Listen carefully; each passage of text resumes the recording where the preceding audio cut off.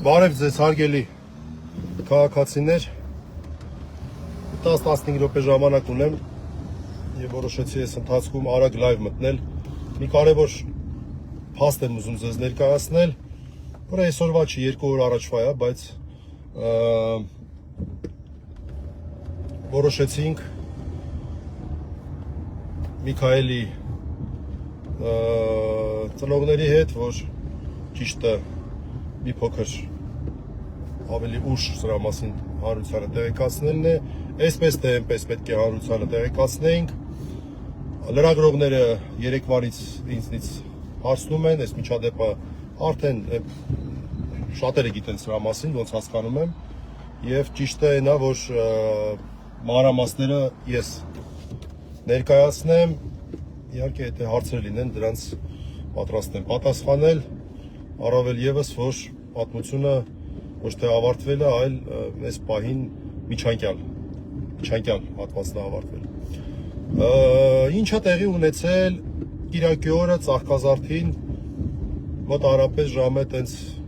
քանիսին 3-ի կողմերը էլի տենց Սուրբ Աննայի միջադեպից մի քանի ժամ հետո Միքայելը, էլի Միքայելը անունը,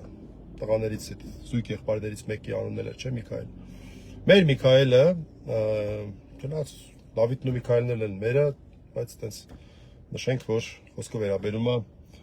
այն Միքայելին, որը որ քիչ առաջ ազատ արձակվեց, միանգամից ասեմ, Էրեբունու քնչականից։ Հիմա պատմեմ ինչ ա եղել, ոնց ա եղել այս 2 օրվա մեջ։ Ուղիղ 48 ժամ անազատությունից հետո ազատ արձակվեց։ Միքայելը ոնց հասկանում եմ մի քիչ նաև տենց լավ, այդ մասը թողնենք։ Միքայելը դուրս ա գալի աղբը թափելու։ Հիշեք իմ վերջի լայվը մի հատ նայեք, չգիտեմ, այդպես պատահականություն լինում է, զուգադիպություն լինում է։ Ես կակրած ես կայարանի մոտից անցնելուց, որ խոսում էի տղաների Սուրբ Աննայի միջադեպի մասին։ Այդ ժամանակ ես ասեցի, վայ, այս նրանց ավտոները ոնց որ ստեղա, շարա ժողովուրդ, շարա, զգուշ եղեք, հիմա էլ ասում եմ, ձեր երեխեքին հեռու պահեք, շարա։ Այս մեր Միքայելը փաստորեն այդ ժամանակ, երբ որ ես այդ լայվն է անում, դրանից կարող է 5-10 րոպե առաջ կամ մի քիչ հետո, չգիտեմ, աղբը թափելու դուրս է գալի, այդ շարասյունը բանը տեսնում է, եւ մոտենում է, շատ ներողություն, թքում է Նիկոլ Փաշինյանի մեքենայի վրա։ Տեսեք, մի հատ փորձենք գնահատել այդ մեքենայի կարգավիճակը այդ պահին։ Արդյոք դա այդ պահին կարելի է համարել, որ տենց ինքը պետական գործառույթ էր իրականացնում։ Ոչ մի պետական գործառույթ չէր իրականացնում, քաղաքական գործառույթ էր իրականացնում։ Այդ պահին Նիկոլ Փաշինյանը զբաղվում էր քաղաքական գործունեությամբ, եւ այն, որ ինքը այդ ծառայողական մեքենայով էր, դա հանիրավի առավելություն է մյուս քաղաքական ուժերի նկատմամբ։ Սա ուղղակի եմ ասում, հետա այդպես ամենաեական բանը չի։ Ձևակերպում է իրան թույլ տալիս, ասում է, հարցնում են, ասում են, ինչի ես դա արել, ասել է, որտեղ թուրքը ծախել է մեր հողերը։ Թուրքը ծախել է մեր հողերը։ Տարապես այսպեսի ձևակերպում է թույլ տալի։ Միքայելին ձերբակալում են խուլիգանության կասկածով։ Ես մի քանի ժամ հետո ներգրավում եմ, այս ընթացքում, որ ես նաև քիչ պասիվ է դրանով էր պայմանավորված, երեխայի մոտ է այցելում ԶՊՎ քնչական գործողություններ եւ այլն։ Եվ այսօր հրավիրում են մեզ եւ դեռ նստած էր ԶՊՎ-ում, Էրեբունու բաժնում հրավիրում են եւ դատախազի որոշումն են ներկայացնում, սա դատախազն է որոշում, ոչ թե քնչականը, որ սա որակում է որպես խուլիգանություն։ Ընդհանուր խուլիգանությունը որակում շատ հետաքրքիր բան ասեմ, էլի, ոչ միայն թքելու փաստը, այլ նաև թուրքը ծախել է մեր հողերը արտահայտությունը։ Պատկերացնում եք, ասենք, դա խուլիգանության էլեմենտ է դիտվում, անպարկեշտ արտահայտություն։ Իհարկե ես մասնակի համաձայն եմ Թուրքիա ծախել է մեր հողերը արտահայտության ոչ ճշգրիտ լինելու մասով, որովհետև կյանքում Թուրքիա իր հողերը չի ծախում, էլի, սրան տենց թուրք անվանելը դա ճիշտ չի, էլի, դա անարդար է թուրքերի նկատմամբ, էլի, դա պրոստը անարդար է, էլի, տենց կերպար թուրքերի մեջ չես կարա գտնես, տենց դավաճան թուրքերի մեջ իհարկե չես կարա գտնես, այդ չի հարցը, բայց դատախազը գտնում է, որ դա անպարկեշտ արտահայտություն է։ Հիմա մեր վերաբերմունքը ինչ էր։ Մեր վերաբերմունքը հետևյալն էր, ընդ որում սա նաև մեր Միքայելի ծնողների, որոնք շատ պարկեշտ մարդիկ են, նաև ես որպես ծնող մի քանի տարի հետո էլ իմ մեծ տղան նույն տարիքին կլինի, 18 տարեկան երեխա, հա, մոռացա ասել, 18 տարեկան, դպրոցական։ Այն որ գիտեք, թքելը դա քաղաքավարի չի։ Ես էլ իմ երեխեքին դաստիարակում եմ ու դաստիարակում եմ, որ երեխեք ջան, մի թքեք, չի կարելի։ Ալեն Սիմոնյանից մենք մեր երեխեքը ոնց որ թե վատ օրինակ են վերցնում։ Ասենք Ալեն Սիմոնյանից երեխեք վատ օրինակ մի վերցեք ոչ մի բանով։ Նա բոլոր հարցերում եղել է վատ, այդ թվում նաև այդ հարցում։ Նա վատ ուսանող ա եղել, նա վատ դերասան ա եղել, նա ամեն ինչ վատ ա արել։ Նա շատ լավ է մենակ շողոքորթելուց, այդ ես կարամ ասեմ, շողոքորթելուց ինքը լավ է, բայց եթե դուք դա որպես շատ անհրաժեշտ հատկանիշ չեք համարում, մյուս ուրիշ բաներում օրինակ չունեք վերցնելու։ Օրինակ մի վերցրեք Ալեն Սիմոնյանից։ Հիմա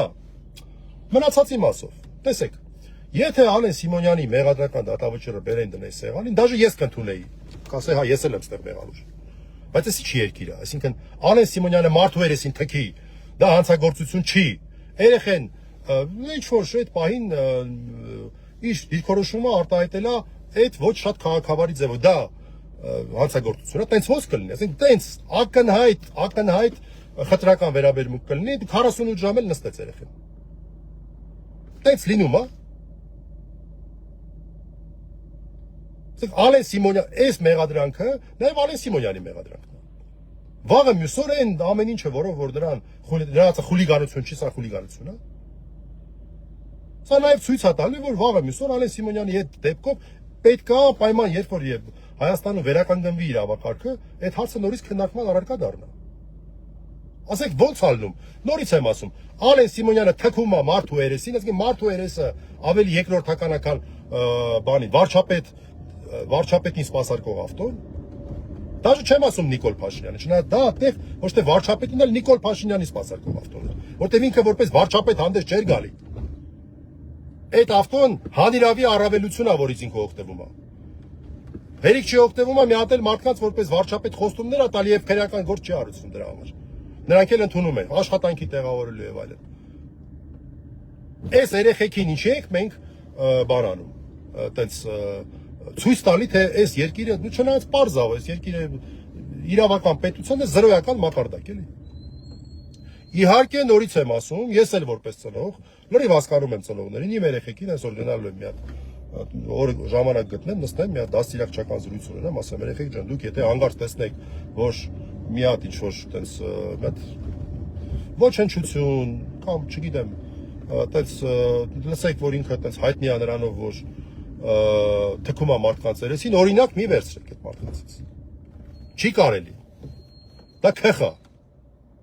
Վատ բան է դա։ Ինչ նշանակում թքել, տենց ինչ որ,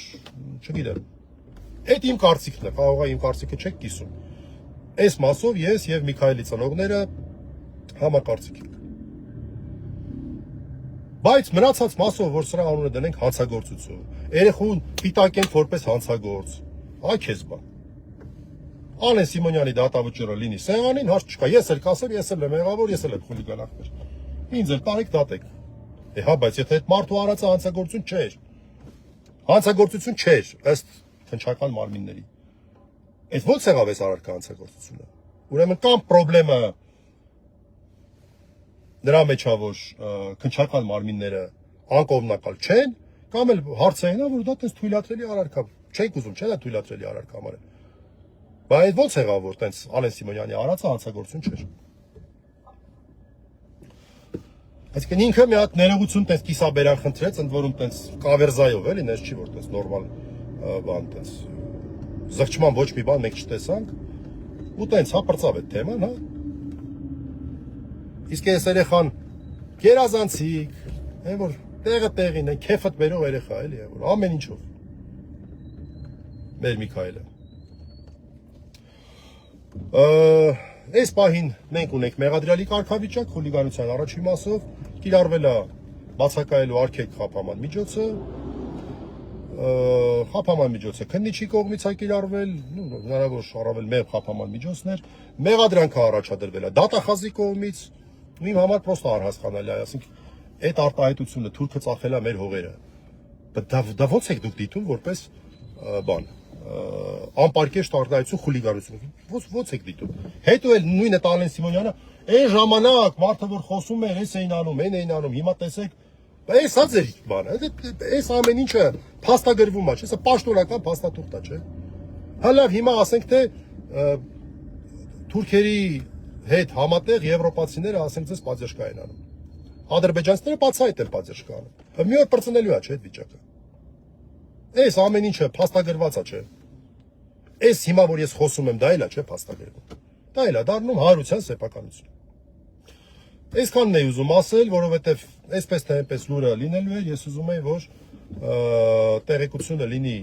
ամբողջական,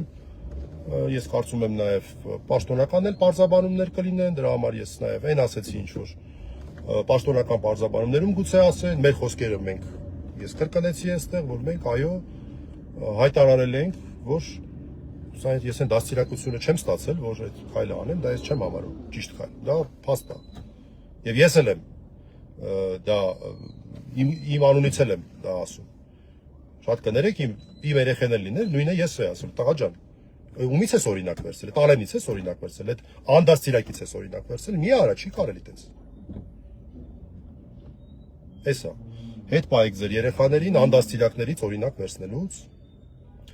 այն հանցագործներից, որոնք հանցագործություն կատարելով չեն պատժվում եւ դրանով հղպանում են, քաղաքավարի պարկեշտ երեխաները, որպեսզի մենք կարողանանք մեծացնել։ Նաև մարդիկ, որոնք որ իրենց դիրքորոշումը ունեն եւ իրենց դիրքորոշումը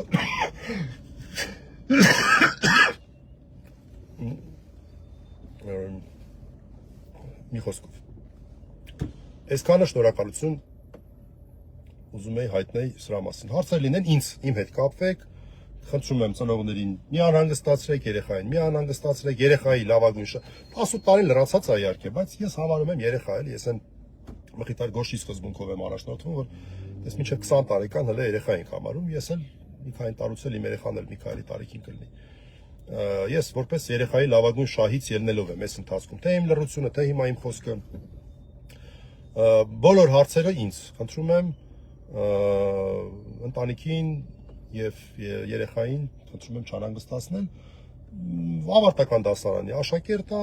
այլ ուրիշ ինֆորմացիայի կարիք չկա, գերազանցիկ աշակերտ է։ Ես էլ հենա այս հարցը ավարտեցինք, գնամ տեսնեմ մեր մյուս տղաների մասով ինչու ինչ կարիքը կա, որպեսզի պաստաբանական թիմի միանալու կարիքը կա, թե ինչ կա։